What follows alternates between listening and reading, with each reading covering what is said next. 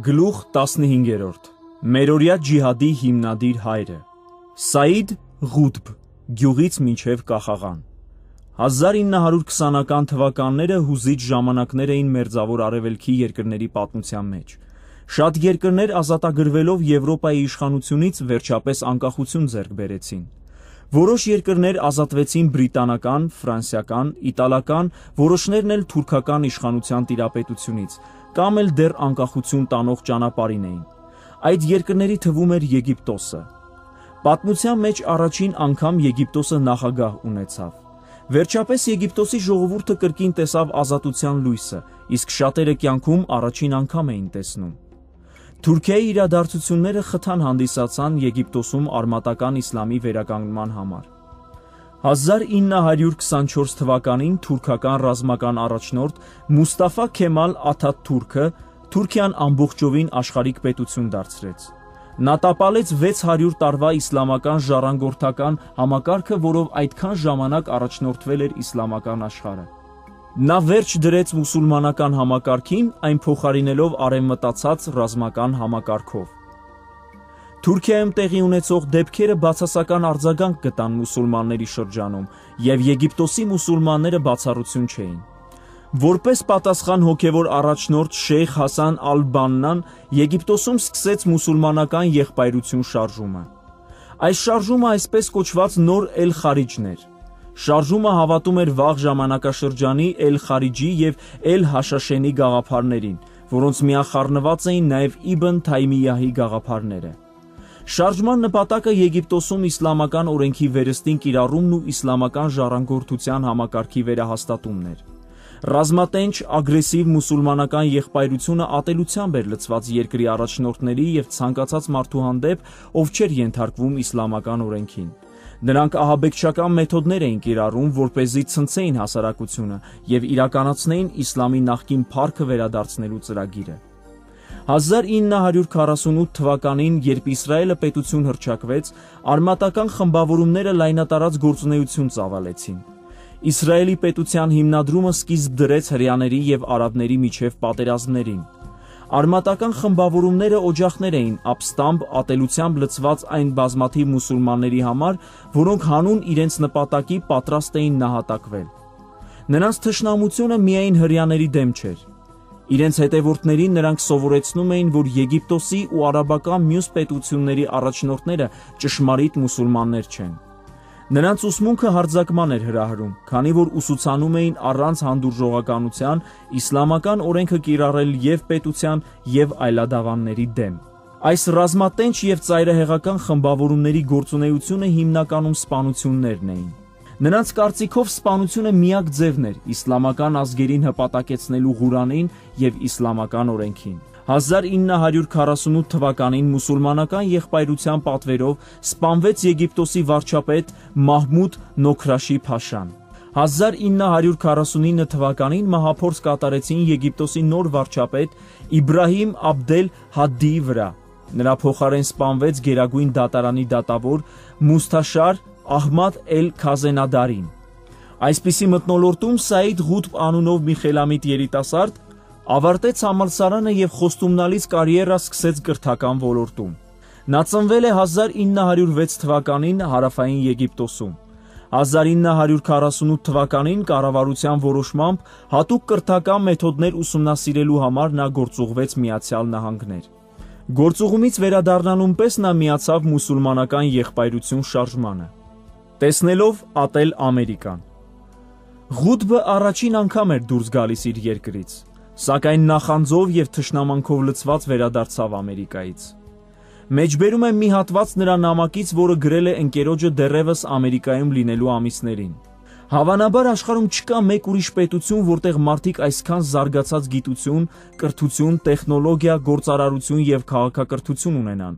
սակայն ամերիկյան արժեքները, բարոյականությունը և հավատալիքները շատ ցածր են այն չափանիշներից, որ պետք է ունենա մարդ արարածը։ Ղութբի համար տպավորիչ էին մայրաքաղաք Վաշինգտոն, Կալիֆոռնիա և Կոլորադո կատարած այցելությունները։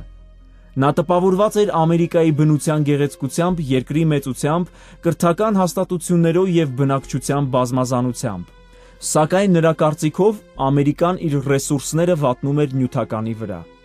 Ինձ թվում է, որ այդ մեծ մշակույթը որևէ կապ չունի այն ժողովրդի հետ, որը ստեղծում է այն։ Ակնհայտ է, որ ամերիկացիները իրենց տաղանդները կենտրոնացրել են նյութական արտադրության վրա,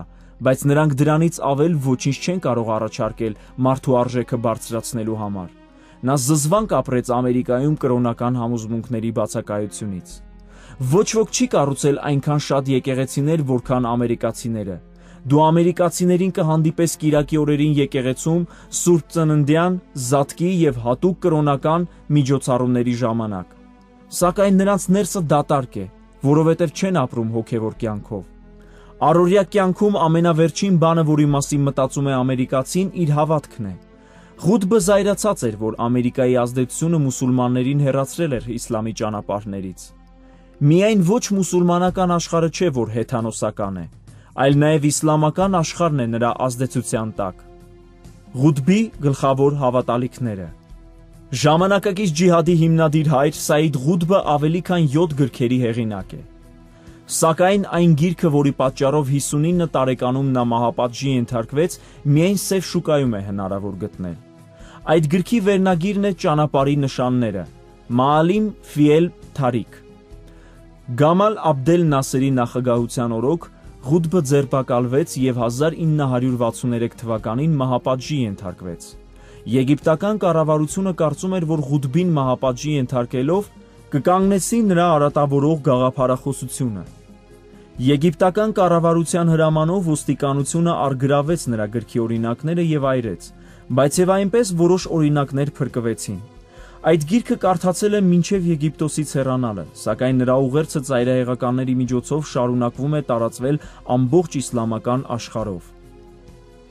Սաիդ Ղուտբը եւ ճանապարհի նշանները ժամանակակից ծայրահեղ իսլամական շարժումների համար մղիչ ուժ դարձան։ Նրա ուսմունքներին հետևող առավել ճանաչված եգիպտական խմբավորումներից են Ալ-Ջիհադը, Էլ-Թաքֆիր ու Ալ-Հիջրան, Ապաշխարություն եւ Սուրբ Պատերազմ, Էլ-Նաջունե Մինել Նառը, Փրկված դժոխքից եւ ուրիշ շատ այլ ահաբեկչական խմբավորումներ։ Ղուտբը ժամանակակից իսլամական ահաբեկչական խմբավորումների գաղափարախոսն ու հոգևոր առաջնորդն է։ Տեսնենք, թե ինչին էր հավատում Սաիդ Ղուտբը։ Ղուտբը կարծում էր, որ աշխարհը զարգացման անկում է ապրում, այսինքն չի հետևում Մուհամեդի ուսմունքներին եւ ընթանում է նախաիսլամական ժամանակաշրջանի հեթանոսական եւ կռապաշտական ճանապարհով։ Այսօր մենք ապրում ենք ինչպես հեթանոսները իսլամից առաջ։ Սա երևում է մարդկանց գործերից, համաշխարհային մշակույթից, նրանց հավատալիքներից եւ մտքերից։ Ամեն ինչ հեթանոսություն է հիշեցնում։ Նույնիսկ իսլամական աշխարհում մուսուլմանական կրթությունը, նրանց փիլիսոփայությունը, մշակույթը, մտածելակերպը եւ օրենքները չափազանց հեռու են ճշմարիտ իսլամից։ Ղուտբը հավատում էր, որ Ալլահը երկրի միակ իշխանն է եւ ոչ մի մարդ արարած չպետք է իշխի կամ կառավարի երկիրը։ Այդ իսկ պատճառով նա մերժում էր բոլոր մարդկային կառավարման համակարգերը՝ ժողովրդավարությունը, սոցիալիզմը, դիկտատուրան, կոմունիզմը եւ այլն։ Նա գրում է. «Մեր ապրելաձևը վիրավորում է Ալլահին եւ երկրի վրա նրա իշխանությանը։ Այն հակասում է աստվածային սկզբունքներին։ Այս կռապաշտ աշխարհն Ալլահի իշխանությունը տալիս է մարդկանց, կարծես նրանք են Աստվածը։ Մենք դարձել ենք մեր աստվածները։ Այս հեթանոսները նման չեն այն հեթանոսներին, որ ապրում էին իսլամից առաջ։ Նրանցից շատ ավելի վատն են։ Այսօրվա հեթանոսները մեծարում եւ պատվում են մարդկային սահմանադրությունները,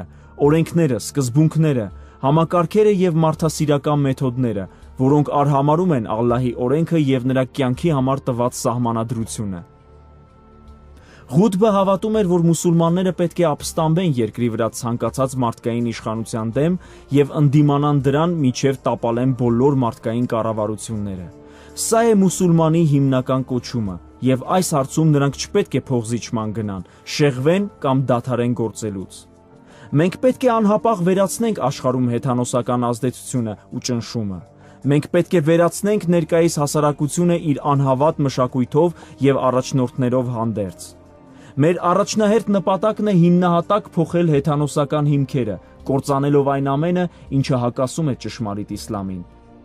Մենք պետք է ազատվենք ամեն տեսակի կապվածությունից, որը թույլ չի տալիս մեզ ապրել այնպես, ինչպես Ալլահն է ցանկանում։ Ինչպես նա էր տրամաբանում, բարին ու չարը միասին չեն կարող գոյատևել։ Ճշմարտությունն ու կեղծիքը նույնը չեն, եւ մարդիկ չեն կարող միաժամանակ ապրել եւ մարդու եւ Աստծո իշխանության ներքո։ Աստծուն հաճեցնելու համար իրենք պարտավոր են կործանել մարդկային ճանապարհները։ Նա գրում է. «Ջախջախեք մարդկանց կողմից հիմնված բոլոր կառավարությունները եւ կազմակերպությունները։ Վերացրեք ռասայական անհանդուրժողականությունը, ինչը ոմանց բարձրացնում է, մյուսներին նսեմացնում։ Միայն իշխանության եւ սրի միջոցով կհաստատվի Աստծո արքայությունը»։ Հետևելով Իբն Թայմիյահի ուսմունքին, Ղութբը հռչակեց, որ իսլամական առաջնորդները ուրացող անհավատներ են։ Նա կարծում էր, որ մուսուլմանները եւ Ալլահը աջակցում են իրեն։ Ղութբի այս մեթոդները միայն իր երկրին չէին վերաբերում։ Նա կոչ էր անում իր համոզմունքները հարկադրել աշխարհով մեկ։ Ջիհադի շարժման ուրվագիծը։ Ուսումնասիրելով Ղութբի գաղափարները, ունկնդրողի մոտ հավանաբար կարևոր մի հարց կառաջանա. իսկ ինչպես կարող էր իրականանալ նրա ասած հեղափոխությունը։ Ղութբը հատուկ եւ հստակ մեթոդներ չէր նշում դրա համար։ Հավանաբար նա վախենում էր, որ եգիպտական կառավարությունը իր մեթոդները կդիտարկի որպես նոր իսլամական հեղափոխության ծրագիր, այսինքն կառավարությունը տապալելու ծրագիր։ Կամ միգուցե վախենում էր բորբոքել կառավարության զայրույթը, քանի որ իր մտածելակերպը այնքան նման էր շեյխ Մաուլանա Աբուլ Ալա Մաուդուդիի, Պակիստանի իսլամական շարժման առաջնորդի մտածելակերպին։ Մաուդուդիի խոսքերը հեղինակը մեջբերել է ջիհադը սահմանելու համար։ Սակայն սովորական ունկնդրողը, ով ընկալում է գրքի իմաստը, կեզրակացնի, որ իսլամի կանչի իրականություն դարձնելու համար Ղութբը ուներ ծրագիր։ Ջիհադի խմբավորումը պետք է զերծ մնա հեթանոսական աշխարհի հանդեպ բոլոր հակումներից։ Նրանք կոչնչացնեն ցանկացած աղբյուր, որն իր հոգևոր համոզմունքներով մրցակցում է Ալլահի եւ Ղուրանի հետ, այդ թվում տարատեսակ գրքերը եւ իսլամի վերաբերյալ մարդկային մեկնաբանությունները։ Հավատքի, երկրպագության, համակարգերի, օրենքների եւ սահմանադրության համար բացի Ալլահից նրանք չպետք է ընդունեն որևէ հեղինակություն։ Նրանք մեծ հակառակության կհանդիպեն աշխարհի կողմից։ Ներկա կառավարությունները եւ իշխանությունները ֆինանսական դժվարություններ կստեղծեն նրանց համար, ինչպես նաեւ մերժված կլինեն իրենց ընտանիքների եւ հասարակության կողմից։ Նոր իսլամական աշխարհը կպահպանի իր գոյությունը միայն այն դեպքում, եթե իրենց խմբավորումը ձեռք բերի իշխանություն եւ ուժ, այնուհետև հեթանոսական աշխարհի հարգանքին արժանանալով նրանց կհպատակեցնի իսլամին։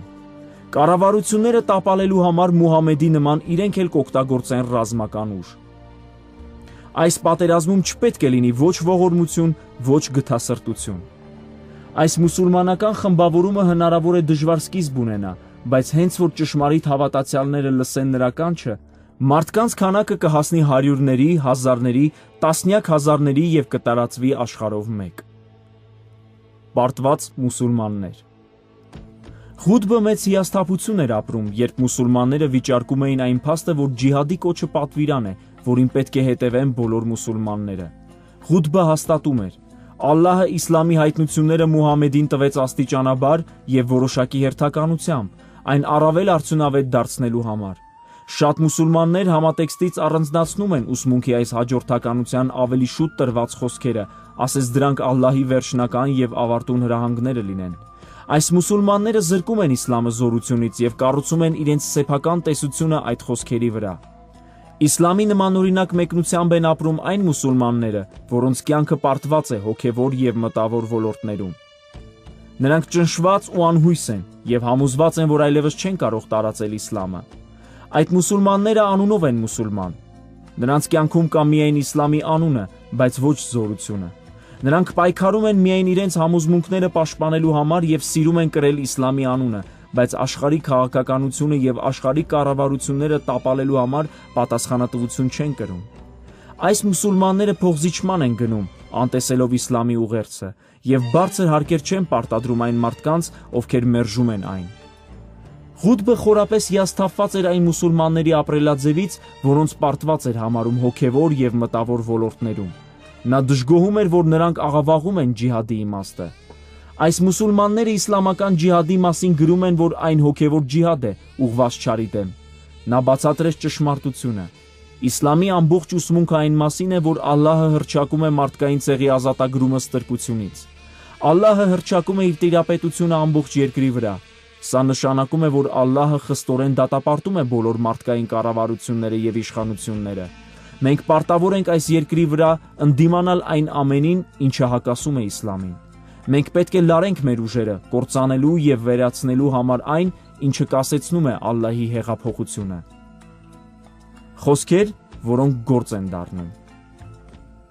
Հետևելով Ղուտբի փիլիսոփայությանը մուսուլմանական եղբայրությունը երկու անգամ 1954 եւ 1965 թվականներին մահափորձ կատարեց Եգիպտոսի նախագահ Գամալ Աբդել Նասերի վրա։ Ահաբեկիչները ռումբ էին տեղադրել մարդաշատ վայրերում, Կահիրեի Բաբ Էլ-Քալք դատարանի շենքում եւ ոստիկանական հենակետերում, ինչի պատճառով բազմաթիվ ոստիկաններ սպանվեցին։